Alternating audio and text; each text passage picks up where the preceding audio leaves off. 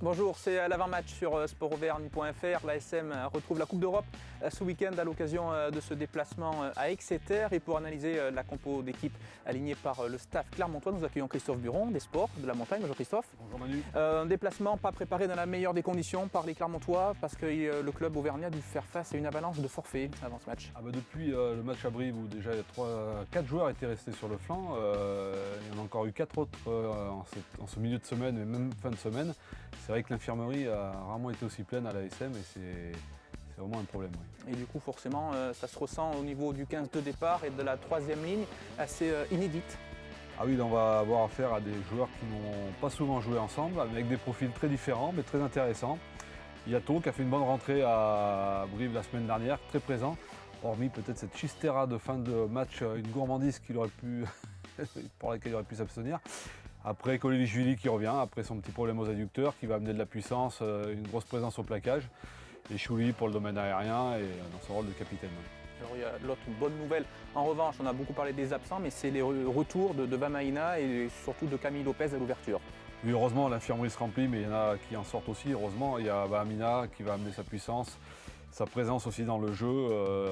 Je trouve que c'est un des joueurs qu'on a le plus vu sur ce début de saison, un joueur en forme. Camille Lopez aussi, depuis le match des Ospreys, on ne l'avait pas vu, il avait pris ce coup un peu au sternum.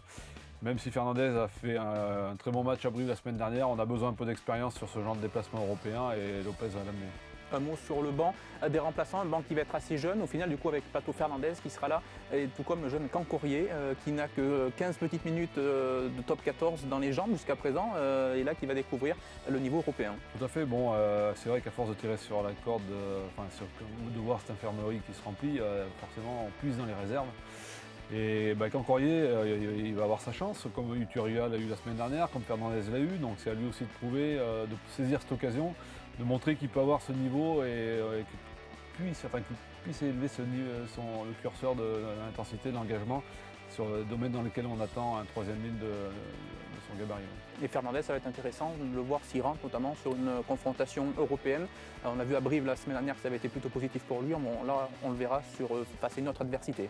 Oui, on ne sait pas s'il va rentrer, mais c'est vrai qu'il aura besoin lui aussi de confirmer le potentiel qu'on a entrevu en Corrèze la semaine dernière. D'accord, merci beaucoup Christophe. Et on se retrouve quant à nous ce samedi, donc dès la fin du match, pour l'après-match sur sportauvergne.fr. Bonne journée, à bientôt, au revoir.